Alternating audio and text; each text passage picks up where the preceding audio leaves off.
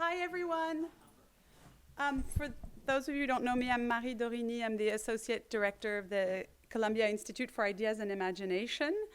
And we're here this evening to hear Dr. Courtney Cogburn, one of our science visitors, talk to us about conceptual and methodological innovations in approaching race, culture, and health. When we began welcoming science visitors at the Institute last fall, the idea was not only to give a chance to Columbia faculty in the sciences to be at the Institute for short periods, but there's also something about talking to an audience you don't usually address, and this is something Courtney and I have been talking about because it shakes things up a little. And wonderful conversations have come out of these interactions. And Courtney certainly belongs to the Institute in its interdisciplinary environment. Yesterday we had a workshop among the fellows, and she jumped right in and brought fresh insights that took the conversation in an unexpected direction, and I thought that was really terrific. She's trained as a psychologist. Courtney is an associate professor at Columbia School of Social Work and faculty of the Columbia she's faculty, of the Columbia Population Research Center and Data Science Institute, where she chairs the Computational Social Science Working Group. She's also the co-founder of Justice, Equity, and Technology Studio at Columbia. So in her approach, Courtney challenges methodologies and expectations with innovative and provocative tools. By crossing disciplines, she's able to improve the way we define and measure racism and racism's responsibility in producing racial inequalities in health. One of her tools is right upstairs in the Institute's library right now. It's a virtual reality set with an app called 1,000 Cut Journeys that was premiered at the 2018 Tribeca Film Festival. And it immerses you in the experience of being a black boy and then a young man in Brooklyn. I just did it, and it shook me up quite a bit. It's quite an incredible experience. And at the end of it, Courtney's voice talks to you, and she leaves you with the question, what would it take for racial discrimination to become an unacceptable social norm? Tonight, Courtney will take us through her interdisciplinary approach and explain more about the methods she's developed to expose the roots of social and racial inequalities in health, among other things. Thank you, Courtney.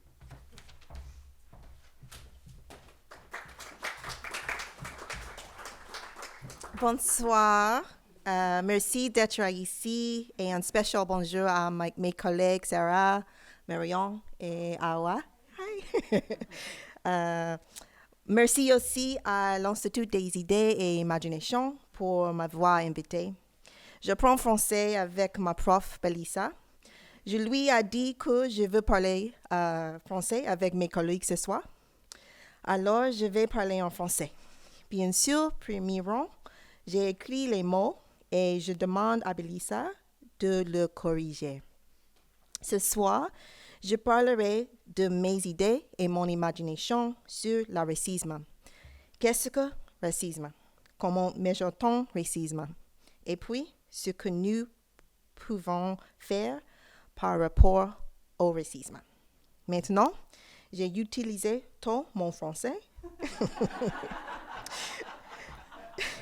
Merci pour votre patience pendant que je prends français. I need you to sign a note that I did that for my teacher. So I thought, thank you so much for having me. I'm really delighted. And in the few days that I've been here at the Institute and in Paris, I've just had such wonderful conversations, and I'm already learning so much. And I think teaching so much too, right? Just engaged in these really interesting exchanges. So thank you all for having me and for being here. I know this is not an easy topic, and frankly, particularly in France, right, in Paris. And so I hope you will join me with an open mind and critical mindset as we talk about some of these issues.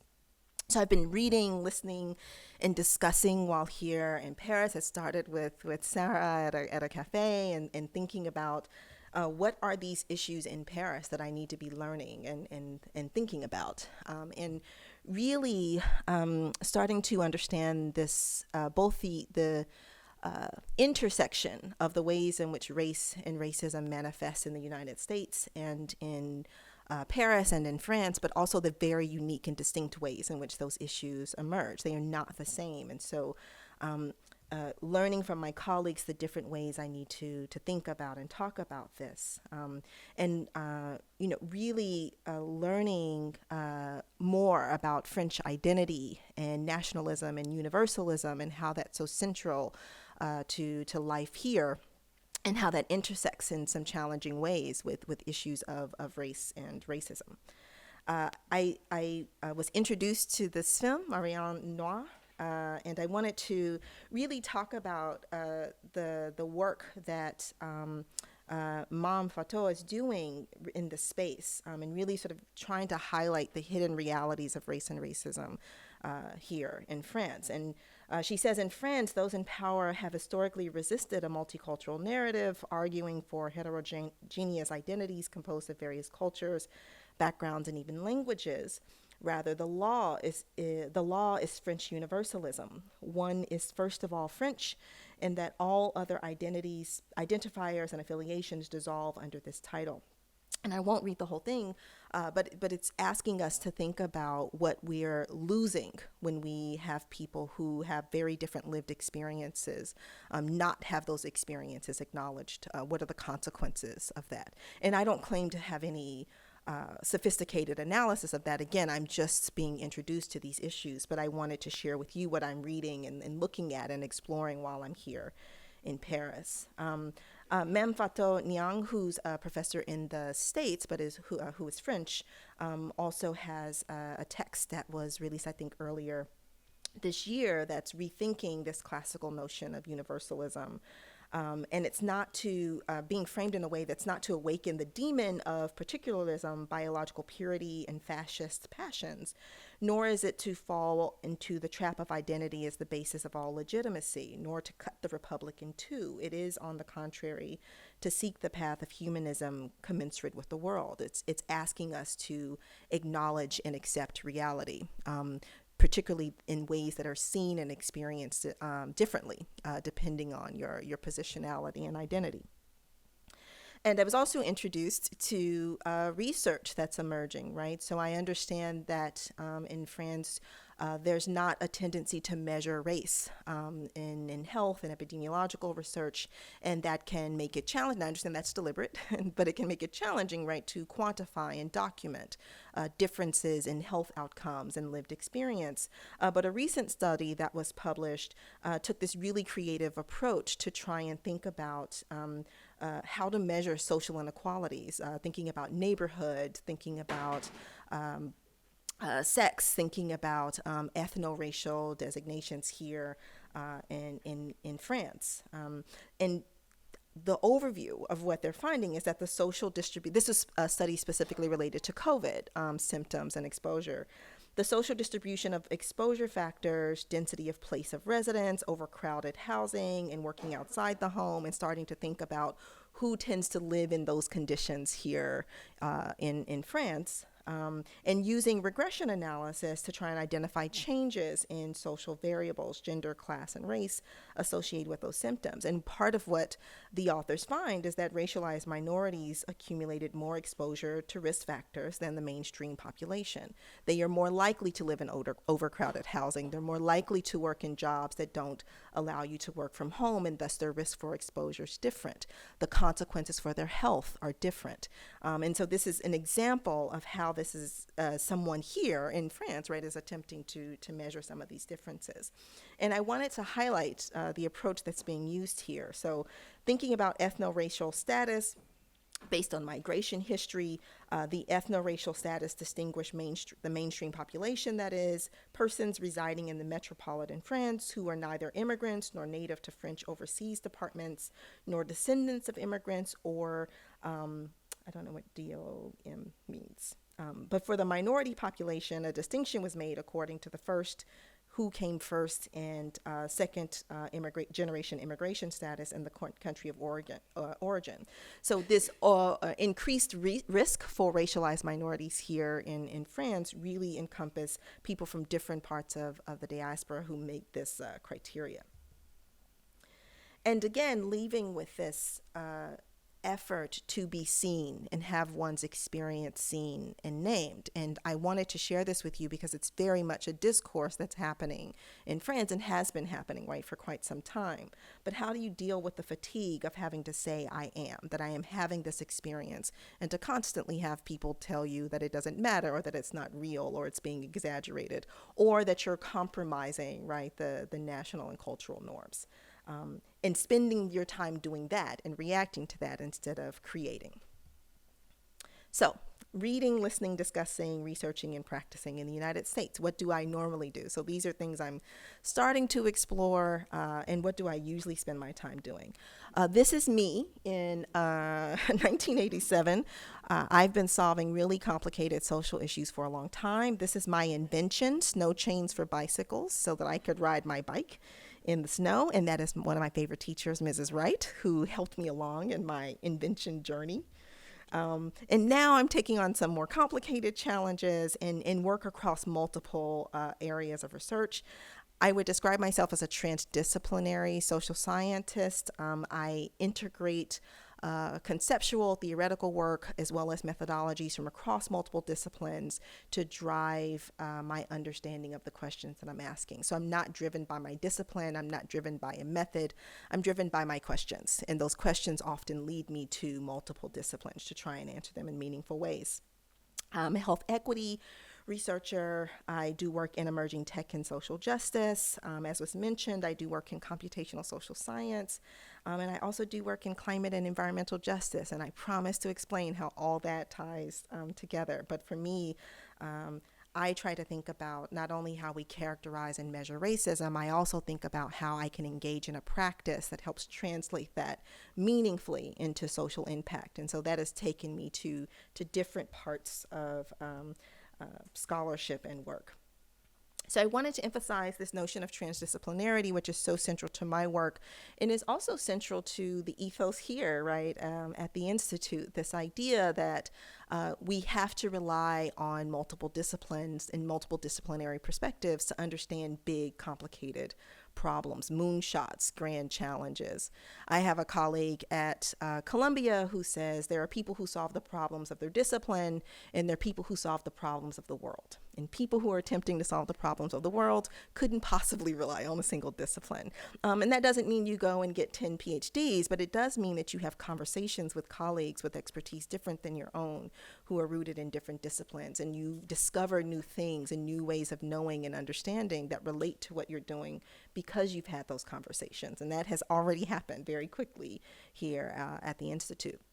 And I'll also note with transdisciplinarity, you're also not just consulting different disciplinary perspectives, you're also starting with the same problem and trying to solve that problem together. So I often construct teams of people who agree, we want to represent racism in VR. How do we do that? I don't hand that off to someone. We create and design and work through those problems together, right, from our different disciplinary and personal backgrounds and perspectives. And importantly, with transdisciplinary approaches, there's no hierarchy. Computer science is not more important than social work.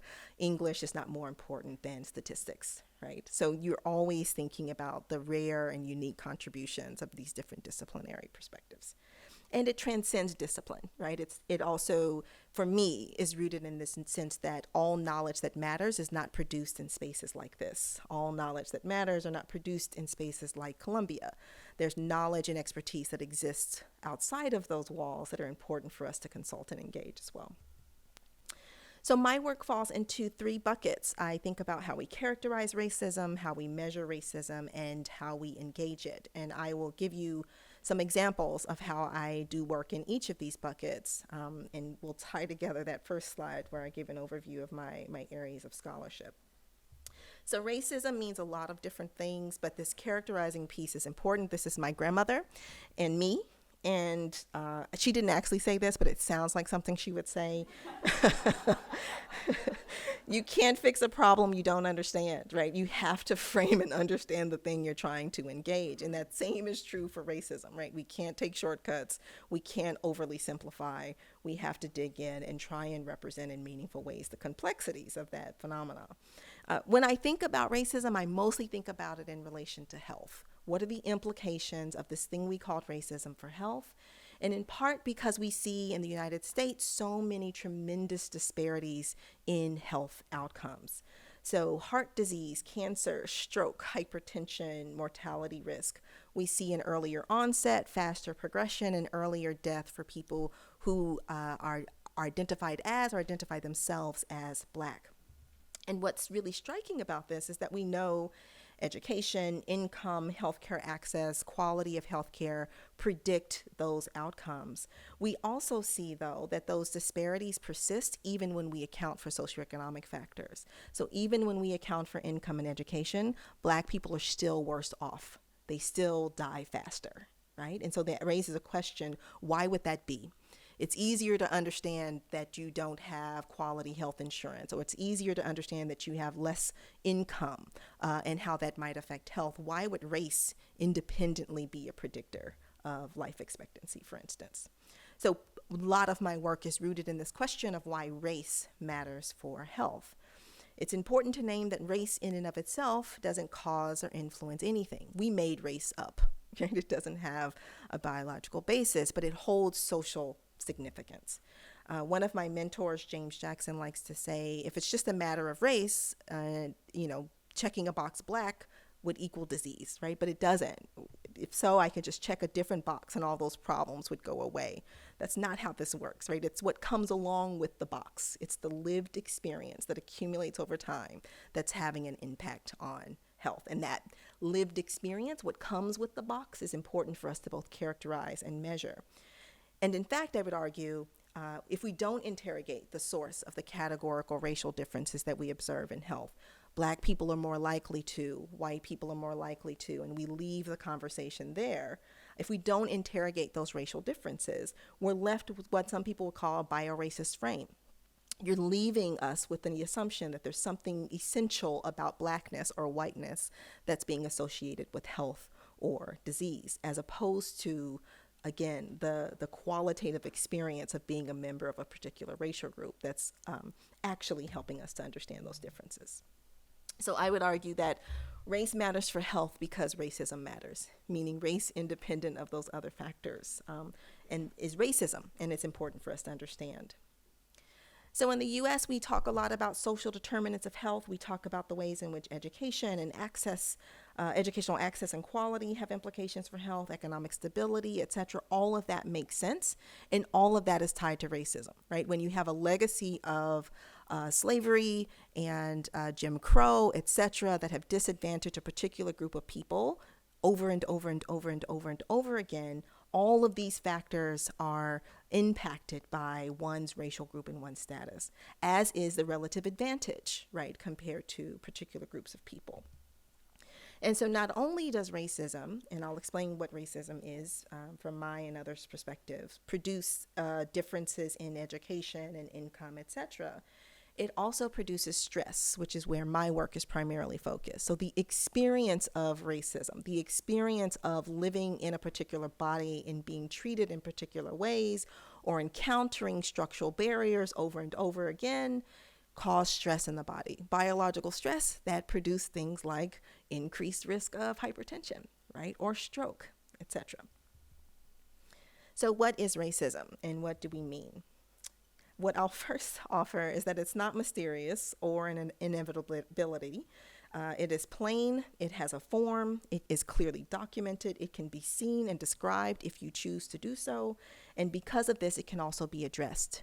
When we treat it as this ultimate mystery in the universe that no one could possibly name or hold or do anything about, then it just continues to exist. So by giving it visibility, by giving it form, it becomes something that's more tangible. It's something that can be empirical. It's something that can be analyzed and discussed and, in my opinion, addressed. People who work in health research in particular and at the intersection of racism and health tend to think about racism as being multidimensional.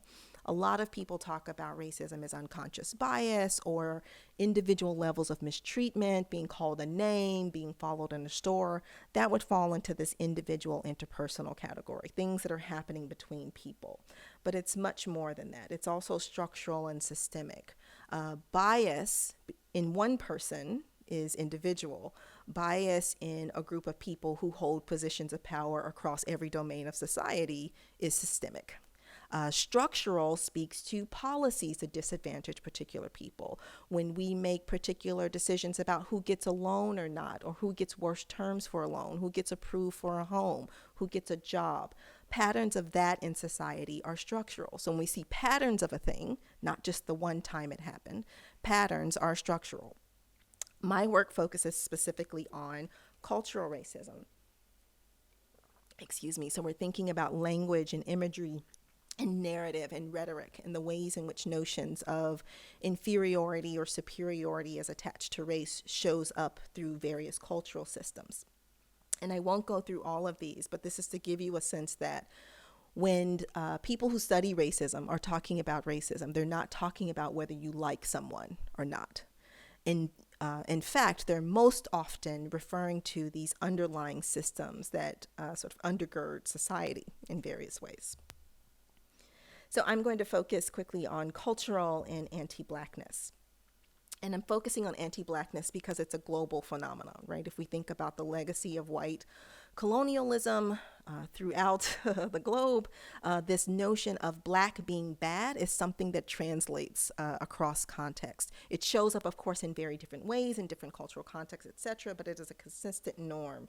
So I would broadly think about this reference to oppression or systemic disadvantaging of people of Black African descent, and may also be used to refer to others who are proximal to Blackness. I was sharing a story of being in Cuba and seeing a man who presented to me as Southeast Asian, maybe, and he had on a shirt that said 100% Black man. And I thought, I gotta talk to that guy. Like, what's going on there? And for him, in this conversation, he said this was a political identity for him, right? He's a very dark-skinned man. He's having a very specific lived experience. Anna and I were talking about Brazil, two brothers, one who presents as white, one who presents as Black. Even though they've come from the same household, they are having different lived experiences, right? Because of how they're seen by others. In our conversation, when we were talking about in our lunch the other day, and we were talking about identity and positionality, right? These two brothers in Brazil, one who's on the whiter end of the spectrum versus one who's on the darker end of the spectrum, may share an identity, but they have different positionalities. They're having different lived experiences as a result. Right? And so people study this, right? We show lots of empirical evidence that people who identify as Latino, for instance, who have know that other people see them as Latino, versus people who identify as Latino but people think they're white, have different health outcomes. Right? People who identify as Latino but know that people see them as white have better health outcomes than those who are seen and known to fall into that category. Right? So there's empirical evidence that helps to support this notion of proximity to Blackness. When we're thinking about cultural racism, we're thinking about societal beliefs and customs that promote the assumption that the products of white culture in particular, language, traditions, appearance, what's considered professional, what's considered smart, et cetera, are superior to those of non-white cultures. So I've done some work in this space, again, a transdisciplinary, multidisciplinary approach, trying to pull from the ways different people talk and think about this. How do legal scholars talk about culture? How do anthropologists talk about culture? How do media and digital studies scholars talk about culture? And trying to integrate that into a cohesive framework. And that led me to really thinking about multiple cultural structures. So collective imaginary, symbolic boundaries, etc. I'll give you some examples of that in just a moment. So cultural systems, these cultural systems inform our understanding and decision-making and policies. It informs what we think is happening in society, right? Specifically in this case related to race and racism. And in this paper, I make the argument that health equity research in particular and health policy has to more meaningfully integrate an understanding of this phenomena into the work that we do. So symbolic boundaries speak to how we determine whether someone is proximal to the center or to the margins. How do we decide a group of people or particular communities are central to who we are versus marginal to who we are. That didn't just happen, right? We actively invest in narratives and language and meaning making that determine that. Status hierarchies, who's on top and who's on the bottom as it relates to social status and prestige. Collective imaginaries, the ways in which we have representations composed of symbols and myths and narratives. We have a collective understanding of who we are, how we think the world works, and how does that determined, right? There's a collective ambient understanding of some of this. And of course, we have individual variation in that, but there is a collective imaginary that's important for us to understand as well. So when we're thinking about cultural racism, we're thinking about imagery, language and symbols, narratives, ideology and meaning making, socio-cultural norms and values such as stereotypes, who's American, who's considered normal, what is considered normal, intellectual canons, historical narratives, how do we determine knowledge, what counts as knowledge, whose knowledge do we value, etc.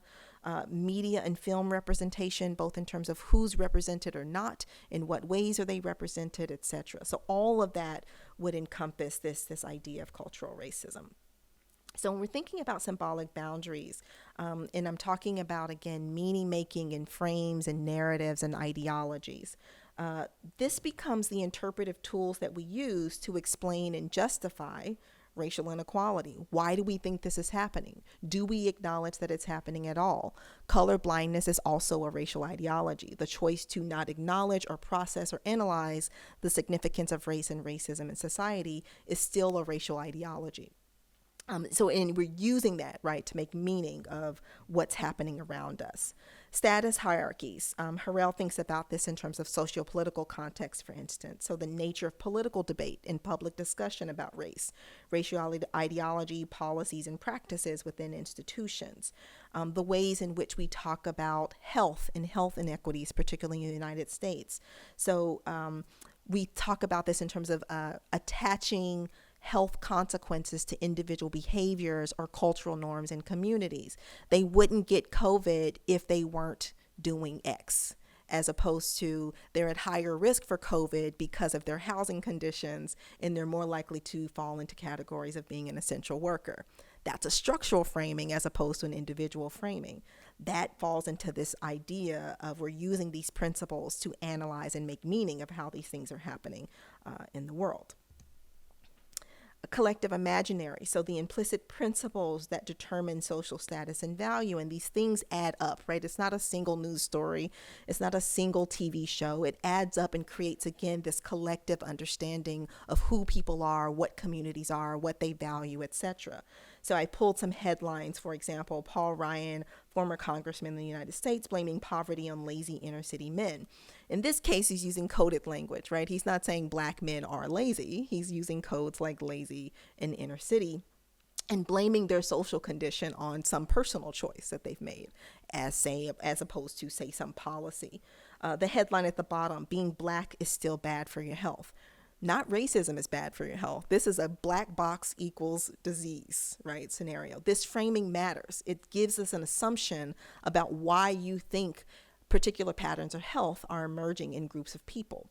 It's not attaching the poor health to some system of racism. It's attaching it to blackness. It also shows up in historical framings and narratives. This is a picture of an elementary school book. It says, moving out. When the European settlers arrived, they needed land to live on. The First Nations people agreed to move to different areas to make room for the new settlements. This is a historical framing, right? This is a narrative that then shapes how children understand how we got here. When we make decisions about what's part of our core curricular canon, who should we be reading? Who do we understand to be the knowledge that we consult to guide our understanding of the world? Whose knowledge is included and whose knowledge is not? Becomes part of what I would call cultural racism. Those are cultural norms, those are values, etc. So that's part of thinking about how we characterize racism. What I've highlighted is that there are these multiple dimensions. It's not just individual, it's not just interpersonal, it's cultural, it's structural, and it's important for us to characterize and understand racism in those multidimensional ways. how do you measure that? How do you measure cultural racism, right? And certainly in a way that makes it meaningful for predicting an outcome like health. And that's part of what I try to focus on as well. I do work, for instance, in laboratory-based settings where I expose people to different types of racist media, and then I monitor their heart rate and blood pressure while they consume that media to try and get a sense of, is this disruptive in some way? The short answer is it is, and not only for people who are targets of the negative targets of that media, but it can be harmful for white people as well who are consuming police violence videos, for instance. And the work that I'm going to briefly highlight now is thinking about if I can disrupt, say, cardiovascular functioning in an acute way, right, in a laboratory in 6 minutes, what happens when we're exposed to that type of content over and over and over again? What happens when cultural racism is chronic, and how could we measure that? So I've been doing some work with one of my colleagues who was just here with you a few weeks ago. Is it a few weeks, months? Time, what does that mean anymore? Where we're using social media data to try and document how often this sort of thing comes up. And we're thinking in particular to exposure to racial violence through social media. So hearing about the death of George Floyd and then being immersed in all the discourse related to that, the protests, the legal response, the police and military response, the funeral, all of that becomes an exposure that's happening through social media. All of that is cultural in its form. What are the implications for health, and how are people reacting and responding to that content? So we have this massive data set of 10 years of Twitter data trying to document some of these issues. And what we're interested in is, are there predictable event patterns? So you have a murder, you have a death. Are there predictable patterns that happen in relation to that? And what we're seeing is that there are some standard types of events, the domino effect, the murder, the political social response or uprising or movements that happen, policing, heightened policing response, local police turns into National Guard, the judicial response or non-response, funeral, et cetera, and then the next event. Right? So because we have 10 years of data, we're able to see how these are cycling over time. So we're interested in the temporal relationships between those events, and how do emotional responses vary by the type of event? Are we getting the same emotional response to the death itself as we're getting to the protest responses, to the funeral, to the lack of a judicial response?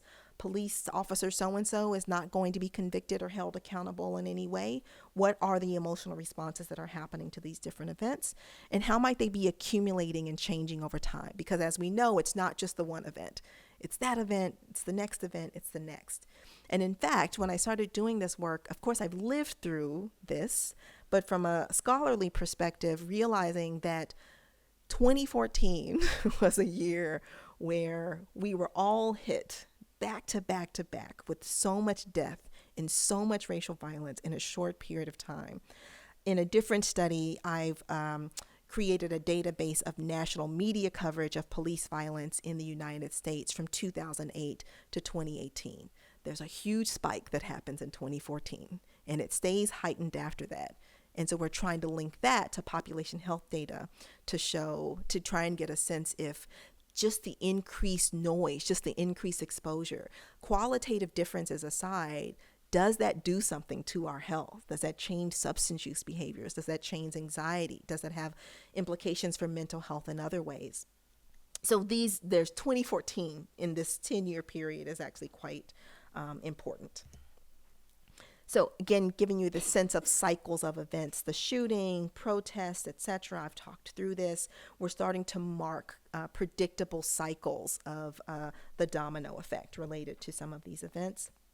And we're tracking in our qualitative analysis of a lot of tweets, how people are responding in different moments of time. And this is not meant for you to see and understand. I'll zoom in for you. So we have here our evidence of sadness. So language that suggests sadness, language that suggests anger across these tweets, language that suggests a sense of power and community. 25th of this month is the date of Mike Brown's funeral. So you can see a spike in sadness.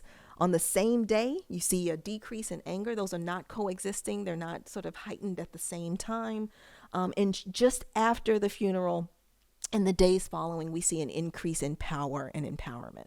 So for us, that's interesting, right? It's not just anger. It's not just consistent anger over this period of time. There are changes in emotional responses happening that we think can be insightful for us in terms of understanding how are people feeling. For me, I'm interested in assessing stress and expressions of stress and how that might change at different points of time.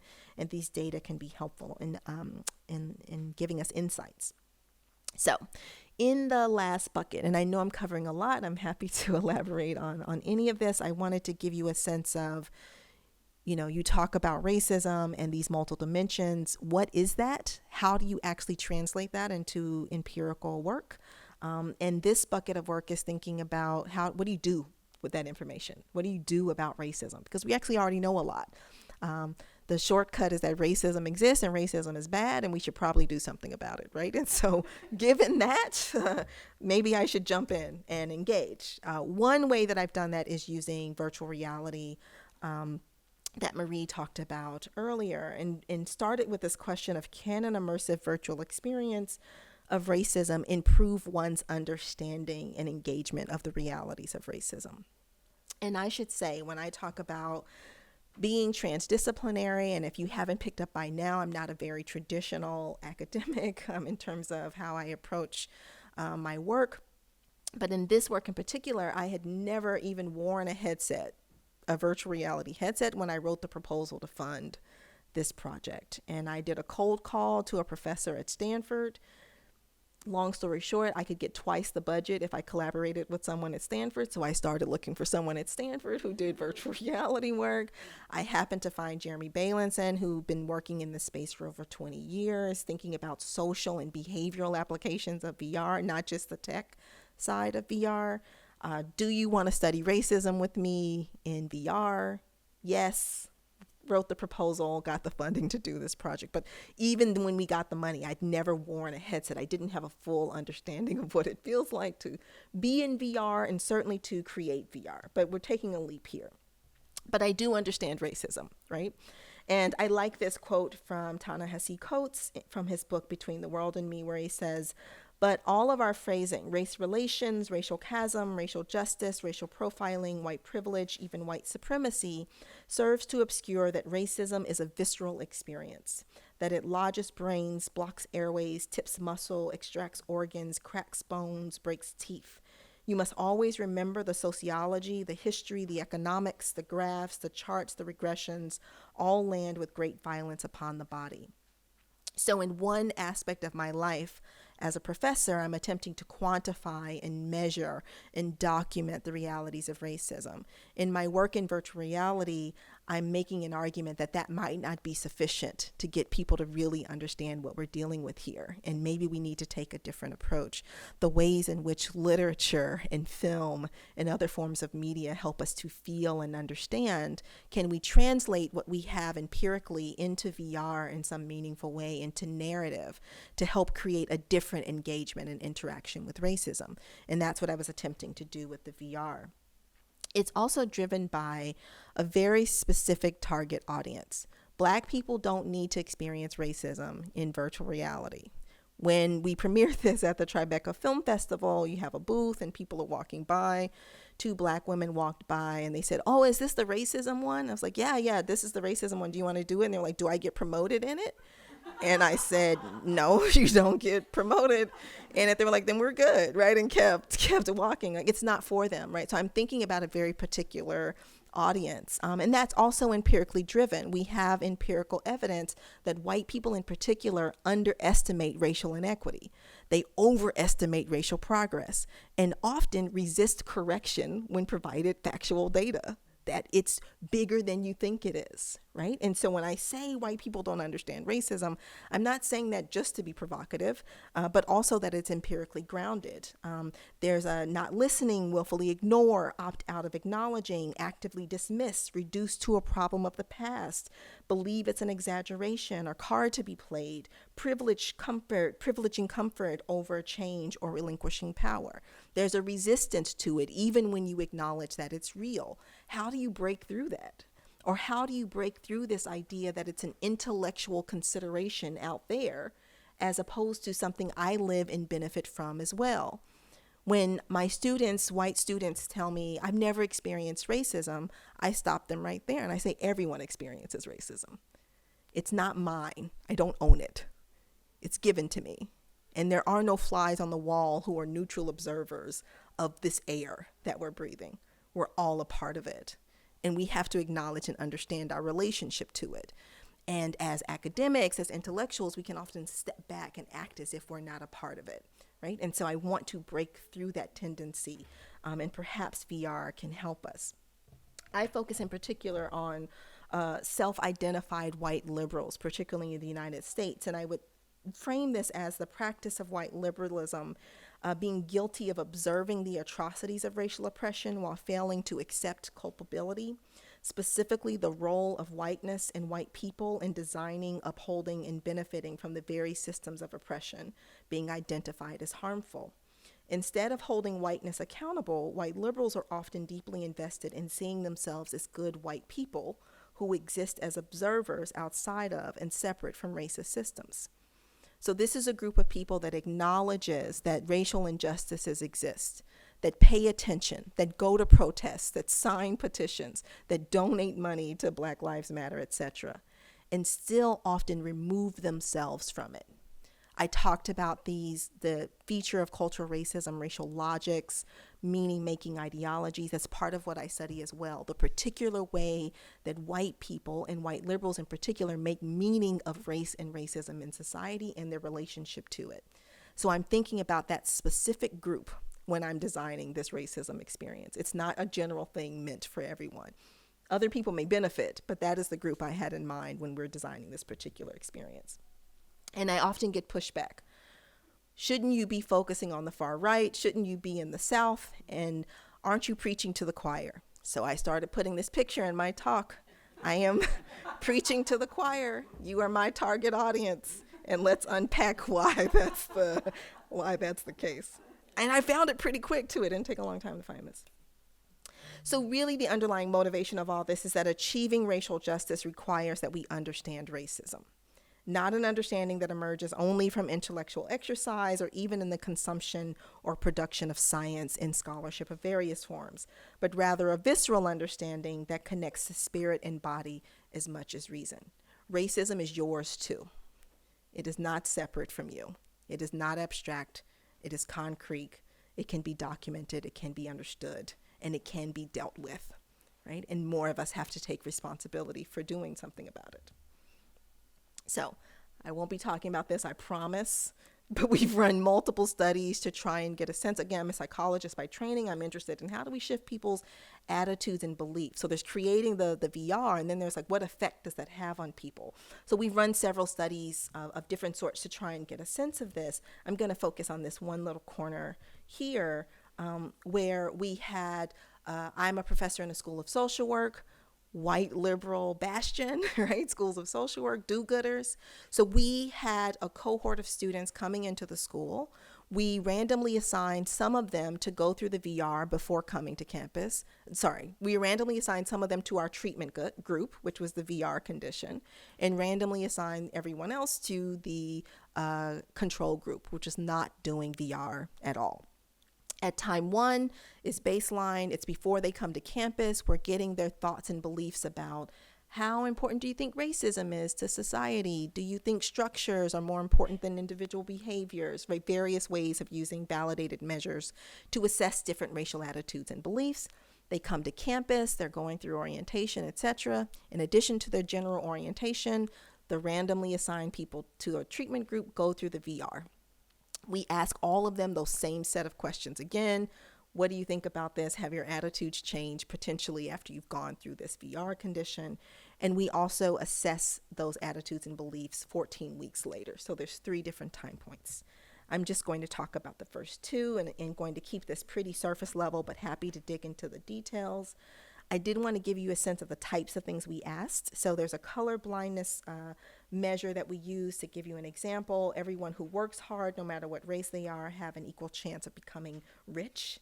System justification: the American political system operates as it should. Intergroup anxiety toward African Americans in particular: it makes me uncomfortable to bring up the topic of racism around Black people. Interpersonal reactivity is a standard tool used in VR research, but measuring things like I look at everyone's side of the disagreement, so degree of empathy that you have on different dimensions. So we're interested in, do we move any of these before and after people go through the VR? So before I summarize the results for you, I wanted to give you a sense of what I mean when I'm putting people through a VR experience. So the experience is called a 1,000-cut journey. This idea that there are hits that are happening over time. This premiered at the Tribeca Film Festival. We use this transdisciplinary storytelling and design approach. I'll mention that it's going to be publicly available on the headset that's upstairs starting in May for free. And it's already being used in corporations and universities all over the world, where people are interested in grappling with some of these issues. Again, we're interested in structures and cultures. So structures, again, referring to patterns. We're interested in moments across a life course. This is the sort of thing that happens when someone's a child, an adolescent, and as an adult. And we empirically know that. We know that there are differences in disciplinary practices for Black boys in classrooms who are engaged in the same behaviors. We have the empirical literature to support that, so we're integrating that into the VR and representing the sorts of experiences that might happen to a young child, as opposed to the sorts of things that might happen to an adolescent boy living in New York City, as opposed to the sorts of things that might happen to a 30-year-old man, and trying to represent racism not only at different points across the life course, but in different context as well. In the first scene, you're in a classroom, you're playing with blocks. The kids are sort of saying things like, Mike, throw the fireball, throw the scary black fireball. Black is always the scariest color. We're representing the ways in which these racial logics, these narratives show up in children very, very young as 5 years old. And we basically goad you into throwing the block. Marie, I don't remember if you threw the block. You threw the block. Yeah, and a lot of people throw the block at that kid who says scary black, but did you? Yeah. He's scarred for life too. But if you throw the block, there's a white teacher who's not in the screenshot who starts yelling at you. You're being dangerous. You're going to hurt someone. Even if you don't throw the block, the teacher's still going to yell and scold you. In the second scene, you're in your bedroom in New York City. You see this news alert on the computer screen that an unarmed Black teen has been killed by a police officer. Again, we're representing these ways in which it's just in your life. It's ambient, whether it's happening directly to you or not. You get a phone call from your friend Adam, who's white, who's waiting downstairs to go to the basketball game with you. Before you leave, you hear your mother say, who's watching the news, say, the police are looking for someone who's dressed similarly to you. You need to change. Adam doesn't understand. What's the big deal? Your mom says, don't forget what happened to your brother. Right? So again, we're representing these different kinds of layers, the vigilance a mother needs to have about the color of your shirt because the police happen to be looking for someone who's wearing that same shirt. In this scene, you're on the street headed to your basketball game, and suddenly a police car comes up and people start yelling at you to get down on the ground and put your hands up and get down on your knees. And they're quite aggressive. There's a moment where the yelling in the neighborhood and the police yelling kind of go quiet, and you hear your mother's voice say, just do what you have to do to get home alive. Right? So again, in which you have this narrative in your head, you've been taught and socialized how to survive these kinds of conditions because you're anticipating the possibility of it happening, the not unlikely possibility of it happening. You then transition to adulthood where you're 30 years old applying for a job. And in this scene, you're essentially ignored and disregarded. There's a interviewer who walks directly to the white male candidate and says, you must be our candidate from Yale. I've been so excited to meet you. The receptionist in the background says, actually, Michael's our candidate from Yale. You're Michael. and it's the first time they turn and acknowledge your presence at all. I'm sorry, I didn't see you there. You don't mind if I take him back first, do you? You later get a voicemail when you're back at home that says, you're an excellent candidate, you're just not a good cultural fit for the organization. So what we're representing here, and it kind of clips along, right? Mirror kid, mirror adolescent, mirror adult, and that's deliberate, right? We want you to get this sense that this is just happening over time. And I also, for those of you who haven't done VR, I wanted to give you a sense of what this looks like. You're controlling this body in some ways. You're not in control in others, which I'm happy to discuss. Using your body is important. So grabbing the phone, grabbing a basketball, getting down on your knees are an important part of the VR experience. And again, empirically, we have evidence that when you use your body in VR, it's not just looking and observing something. You're more likely to feel like you're occupying this space in some ways.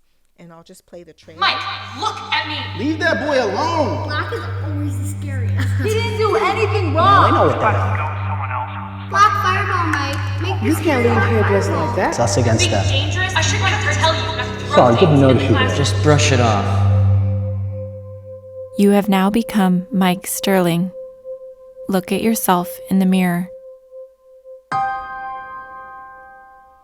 So it's one thing to try and describe virtual reality to you. It's another to do it, Marianne. I'm trying to explain something that, and once you put on the headset, it's different, right? And so I encourage you to try it. It's upstairs. I'll have it here over the course of my stay through the 6th of May. So what did we find in our study? Shortcut. Participants in the VR condition actually exhibited significant decreases in system justification, meaning they don't believe systems are working as they should. They're understanding that there's some faults in systems that are creating social inequality. They expressed less intergroup anxiety, more comfort talking about racism, and also exhibited increases in empathy in various ways. So the treatment group was in that 10-minute period of being in the headset in an already liberal-leaning group of people who are probably better on these metrics than the general population, are still shifting in this short period of time in ways that are arguably desirable. Just quickly, other ways that I'm engaging racism is, thinking about how to introduce more people to these technologies and get more voices, creating and being critical about these different types of tech. I'm not a tech utopian person. I don't think virtual reality is going to save the world, but I do think it's important to have as many voices as possible thinking about these technologies, how we use them, and how they're inevitably going to impact society.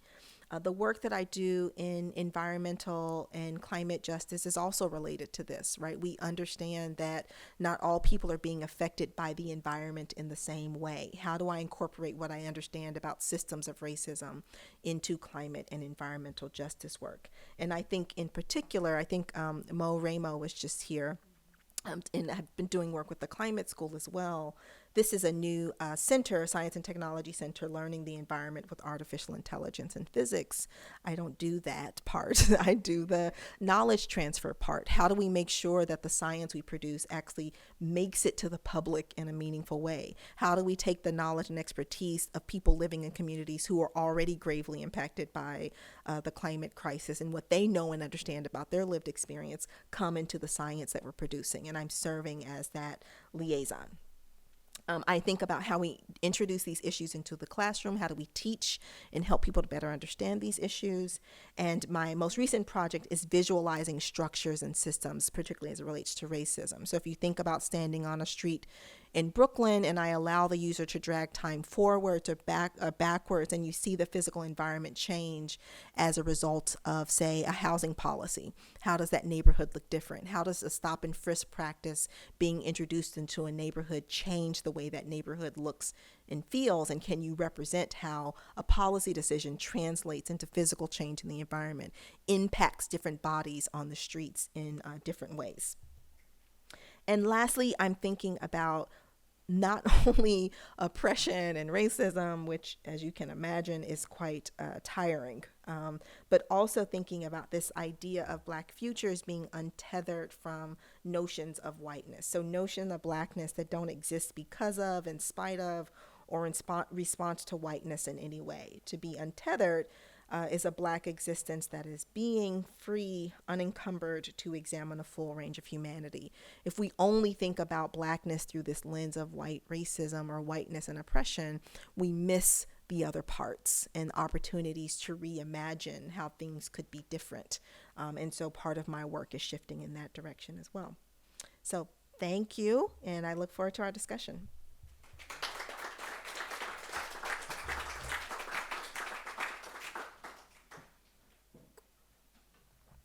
Do you want me to, if there are any questions, I think there's a microphone. Happy to unpack any of that. I don't need this, but I mean, this is really, very, very interesting. One thing I was thinking about was, as you were talking, the different ways that people can experience racism, and there's lots of. This could be elaborated, but the first thing that occurred to me was the distinction between experiencing it directly and experiencing it. I guess I will say vicariously, but it's like when George Floyd dies, you're not George Floyd, Right? Mm-hmm. So you watch racism, and then you experience it. So maybe you experience it as a threat. It's sort of like, well, if they could do that to George Floyd, they could do that to me, and that's distinct from. Direct experience. From experiencing racism that day, whatever, however one conceptualizes or experiences that. And so I'm just sort of, wondering what you could say or elaborate about, the sense of seeing racism out there. Yeah. As, and creating a threat environment in a sense. Yeah. Versus this kind of direct, like I tried to get a mortgage today. Yeah. Then I wasn't able to because the interest rate was too high or something, but why was it that high? Yeah.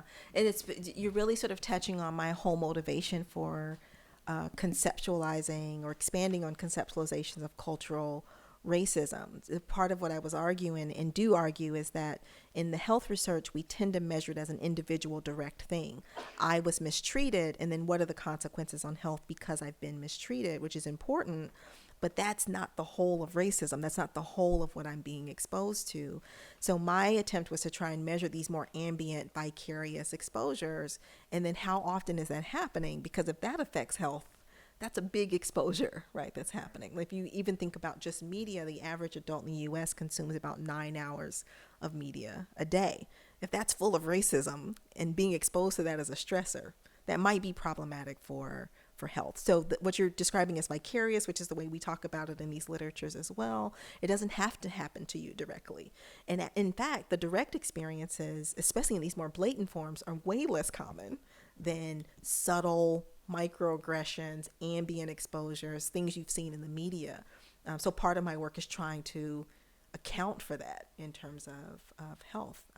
And in the few studies that I've done, it matters. Those vicarious exposures matter, not only for the people who are targets of it, but for white people as well. It's not good for you to see George Floyd getting murdered, right? And having all these discussions. It's different. The underlying emotions are different. The ultimate health consequences are different, but you're not immune to the effects of these exposures either. I'm wondering specifically about what your thoughts are about something we've actually kind of already talked about, but the push in the university to bring awareness of racism into the classroom in courses where it's not obvious how that it's not obviously about a course that's not obviously about race, and whether there are specific strategies. So it's a little bit off from what you're talking. So but whether you've identified, or whether people in your circles have identified specific strategies for bringing in awareness of these kinds of forms of structural racism. Yeah, and so first I would say, whether it's obvious or not depends on who you are. For some people, it's way more obvious that race or racism are part of that particular course. And I think, as we've talked about, that's such a challenge to try and do that for various reasons. And I'll try to be brief. But so one, helping other people understand that it is a part, right? That your course on microeconomics is existing in systems in society and involves human beings, and that you need to understand how racism functions as well. And then the things it brings up when you tell people that, and they haven't been thinking about that related to their work, and the personal issues and sort of upheaval that can happen when you're asking people to integrate this into what they're doing. So there's two things that I think need to happen. One, you're not only changing readings on a syllabus, you're also changing the analytical frame and the pedagogy for learning. How am I talking and thinking about and making meaning of this as it relates to the content of the course? Not only what am I reading, in the former is much more deliberate in terms of how am I structuring an experience to help people make sense of this, not just sort of read one paper, in this particular area. And the other is grappling with, as faculty, as people who are making decisions about how to do this, the inevitable personal stuff that will come up for people when you're asking them to change how they teach and change what they teach, especially as it relates to race and racism. It just raises a lot of personal issues. I've seen a lot of meltdowns in our conversations about this. So those are two things that I think are important. Mm-hmm. Justin? Thank you for this talk, Courtney. I want to ask you, it's part of a kind of ongoing conversation we've been having in the Institute over the last couple of months about questions of empathy and storytelling and things like that. And I wanted to ask you a little bit to talk maybe about your sense of the shortcomings of traditional storytelling versus what you see as the advantages of VR. I mean, obviously there's the move to say VR as a kind of immersive version that stimulates visceral responses, as opposed to, say, something like Invisible Man, which has been doing the work for 50 years, right, or 60 years, that VR may be trying to do here. So could you talk a little bit about what you see as the differences or the shortcomings of those two modes? Yeah, I think the difference with VR. So one, I'm not proselytizing VR. It's not a magic pill. I think it's different, and can be a complement to these other ways of engaging and learning. I do think it's different from the visceral perspective, because it's not something that you're reacting to happening to someone else. You're starting to feel like it's happening to you, and so now your proximity and relationship to the thing that's the experience that's happening is really fundamentally changed. And until you do it, it's hard to see and understand what's happening. And it's not that, you think you're a black man, like you lose touch of who you are, and you're not, and you could never be, right? But you're starting to take on a different perspective and see the world from a different point of view. There's another piece that I didn't intend to design into the experience, and it's sort of but I think it ended up being meaningful, is the plainness of it. Invisible Man is beautiful, right? It's well written. Films can be beautiful and emotional, and there's a way in which I would argue that can actually remove you from the reality of it, especially as a person who's not living it. When you're in this VR, there's nothing beautiful about it. It is plain, it is ordinary, it is everyday. And part of its power rests in that. We didn't make it beautiful for you, right? There's not pretty language, there's not sound, there's not music, etc. And so there's some value in VR in doing that. And there's also, I think, possibilities for subtlety, like being disregarded and feeling invisible, not only reading about that experience, that you can encounter in a really different way. Again, not better, just different, and perhaps a complement that can expand the way in which you're thinking and engaging. For me, Joey, because I did it, the thing now that I'm thinking about it, that's different from reading or watching in terms of relating to is the notion of anticipation. You know you're doing this because something is going to happen. Mm-hmm. Yes. But I was destabilized because I didn't know when. So it's sort of like we were talking earlier with other people about being at a theme park and you don't know when, the thing's going to drop and your heart's going to go like that. And that's, for me, the experience of it was, that's the way I related to it because I know I'm not black and because I know this is not real. But that's the thing that destabilized me. And I thought that was super interesting because you don't experience that the same way when you're reading or even watching a scary movie. It's not the same thing. And you talked a little bit about reading news stories, clearly engaged and thinking about this as something that's happening in the world. What was different about your understanding and engagement in that way, say with a news story, as opposed to doing the VR? Well, I suppose that when you're reading a news story, you're thinking, well, what can we do? This needs to change, and it's more of a intellectual reaction. And there, you have to do things with your body, so you're not thinking about the implications of what's going on. It's a bit what you're saying. It's not the context; it's the personal stuff, which you never get to engage with. But whereas a news story, it's always the context. I mean, I don't know if that answers your question, because when he says put your arms up, you're not thinking, about the whole picture. You're just thinking, oh God, what's going to happen if I don't put my arms up? I need to put my arms up now. It's destabilizing in that way. Yeah. And in the simplicity of it too, I think. Sarah, then Marianne?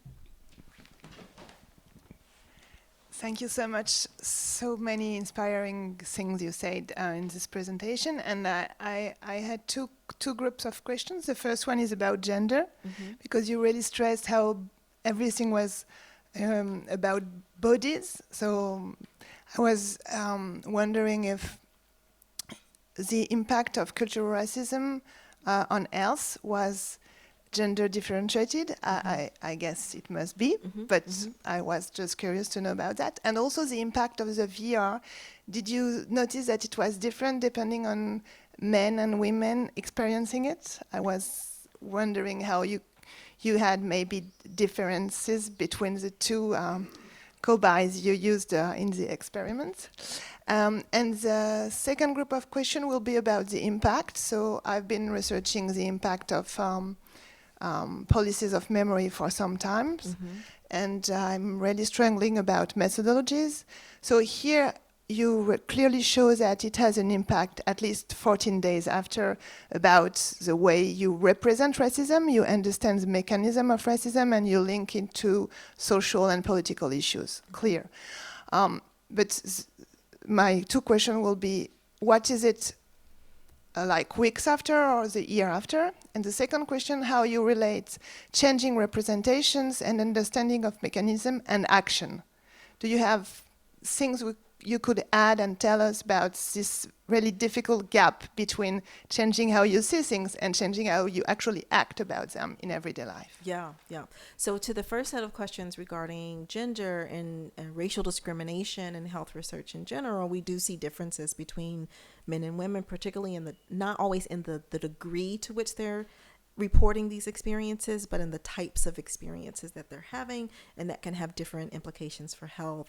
In the cultural racism work that I've done, I haven't had large enough samples to do meaningful assessments by gender, but I would expect some of the data that we have about gender differences in cardiovascular functioning, I would expect to see some differences at the intersection of race and gender as well. But I don't have any empirical data related to that in cultural racism specifically. And then methodologically, so just to clarify, those are weeks. So the second data point is 2 weeks, and the third data point is 14 weeks after the first exposure. So it is one of the first studies to look at this relatively long-term difference. And I didn't get into the time 3 data, but we do see some sustained effects for the treatment group, and we also see the control group catching up to the treatment group, in part because they're taking a class that I helped design about anti-racism, etc. So the course is also meaningful, but it seems that the VR did in 10 minutes, at least in terms of these measures, what the course did in 14 weeks. A little bit of an overstatement because we can't exactly measure that, but that's sort of what the general trend suggest. And then to your point about action, that's the trick, right? Not just do your attitudes and beliefs change, but does I would argue your analysis of a problem change, and because that will give me an indication if it translates beyond just this particular instance, and then action and behavior. So we have qualitative data that we collected over these periods of time as well. We haven't been able to analyze it in relation to the VR, but it would give us a sense that in response to this vignette, this same vignette case study, are you analyzing it differently? Are you using different kinds of language, different kinds of phrases that suggest perhaps a more sophisticated understanding of what's happening before and after the VR? So that's one way to get at the analysis piece. And then for behavior, we look at their interactions in a role play with a client. So do they engage in this anti-racist practice that we've been teaching them to do? And do somehow the VR students do better in that interaction than others? We haven't had a chance to analyze that either, but it's to give you a sense methodologically how we're trying to see how it translates. Do you support a policy that specifically names race as a factor that we're trying to address? Are you more likely to support that policy? So there's different ways that we're trying to get at it, but it's a little bit tricky. Marianne? Hi. I just wanted to add a little details in terms of virtual reality and the difference in terms of storytelling. So to give you a small context by myself, I work in VR and I demo VR every day. And the differences in terms of point of view in seeing is the feeling of presence, is that the VR headset basically calibrates itself towards your size, and the movement that you're doing that are being tracked by the headsets. So just to shift in terms of immersion and examples, I'm going to take the sexual harassment training. So I've demoed sexual harassment training in VR for years now, and I can see that in terms of differences in viewing, I would say men, to go back to your questions, men are not being used to having their physical boundaries being blockaded. So, for example, you are in a VR headset and a man is harassing you. And the way it was filmed is that the man is basically in your face, like this, in bubbles. And this is one of the factors that is really being expressed in virtual reality, is that all of your limitations, physical limitations, are being assaulted. And this is one of the key factors in terms of virtuality and training. And to go back to my questions, yeah.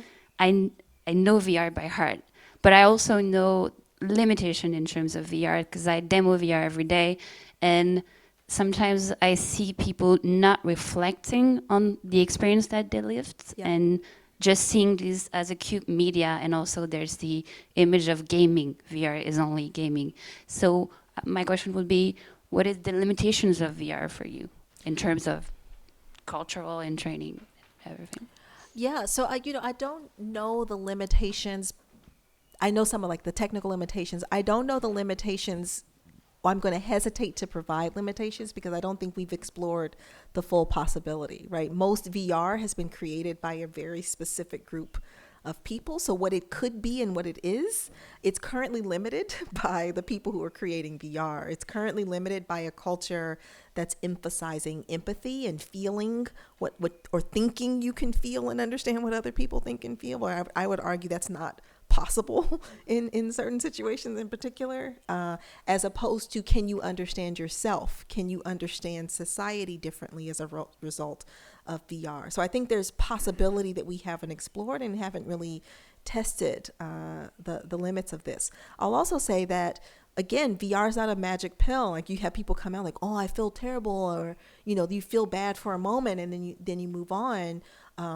How can we better support this longer engagement and changes in behavior and analysis? And I would argue that it's when it's coupled with meaningful educational experiences, be that in a formal educational setting, like in our study in a class that was designed, right, that complements this VR, or even your own reflections. And often we don't set that up in VR, right? You go through this thing, this tragic, traumatic thing, and you take off the headset and then, go about your day. There's nothing built in to offboard you, have you reflect and think about your feelings, etc. At the film festival, we had white walls. We didn't know what we were doing. People had fancy sets and, dining tables and like construction crews coming in. I'm like, RAs, can you take this black marker and write 1,000 cut journey around the top of this wall. But what we ended up doing was have people use those markers to write on the walls when they came out of the headset. And it ended up being this living document over the course of the film festival where we were asking people to express and understand how they were feeling. So I think that's critical, right? That what goes with the VR. There's nothing that's going to happen in 10 minutes that's just going to change you forever. I think it can be very powerful. And I think there's a lot more work to do outside of the headset. As I was telling Marie earlier, my hope with VR was that white people in particular, when they came out, I wanted them to think, I thought I understood this, but I don't. Because when you say that, especially for white liberals who are already engaged, we're now going to have a different conversation potentially. The learning experience may be different if you feel like you have something else to learn and that it's not just the bad white people over there, that you have a relationship to this that you have to unpack and understand. Mm-hmm. I'm curious about demographics and how this is being applied sort of in the world of, the metaverse and gaming, and because it seems like it could be a very powerful tool to begin to, address racism and counter ideas around it, and especially that's, we're looking at, I see kids, 8 and 9 with their VR headsets, and is it moving in that direction, or? Yeah, I think people are using this for therapy. They're using it for pain management in hospitals with kids, veterans and PTSD symptoms, training social workers and surgical training, instead of working on a cadaver, learning surgical techniques in VR. Schools that can't afford chemistry labs, having virtual chemistry labs and showing pretty good effects in terms of knowing how to mix chemicals, et cetera, in VR can translate. So yeah, people are thinking about the wide range of this. There's some specific issues with VR and kids, which is why I went to about 8-year-olds in headsets. Don't do that. But I think we're just starting to learn about some of the possibilities. And I think we can think about how can we have meaningful educational experiences in a library, plus the books. You don't get rid of the books and put VR in. Or a museum, how might this complement that? Or in a classroom. So I think people are really starting to think about some of these applications to varying degrees of thoughtfulness, to be frank. Some people just think it's cool and they're throwing stuff together, and you've seen the range of VR. But I think there's potential, and it is eventually going to be more integrated into our lives than we might like to think of right now, for better or worse. The headset that's upstairs is about $300. It's less than your cell phone. The first headsets were like $40,000, right? So it's changing. It's going to be more accessible. I think we should all be thinking about it, even if we're not using it. Mm-hmm. Hi, thank you for your talk.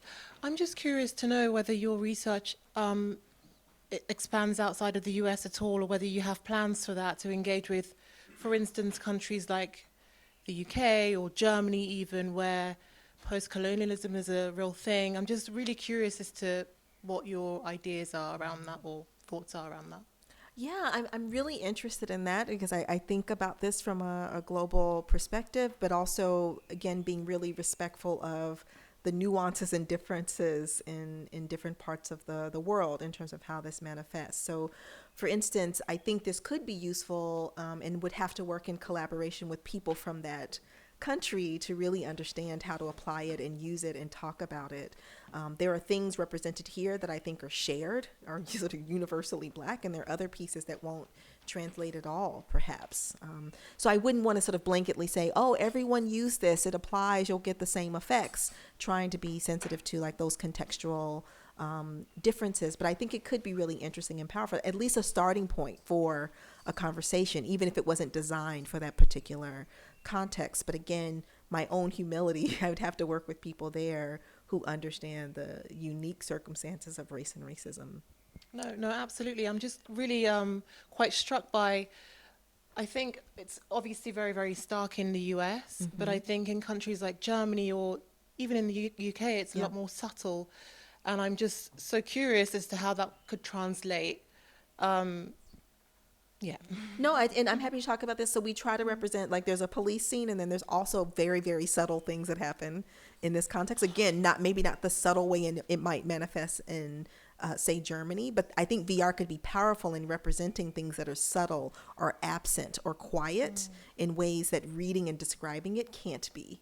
So I think there's lots of possibilities, and it's in this as well. It's not always in your face in this very blatant way. So I think there's translation there.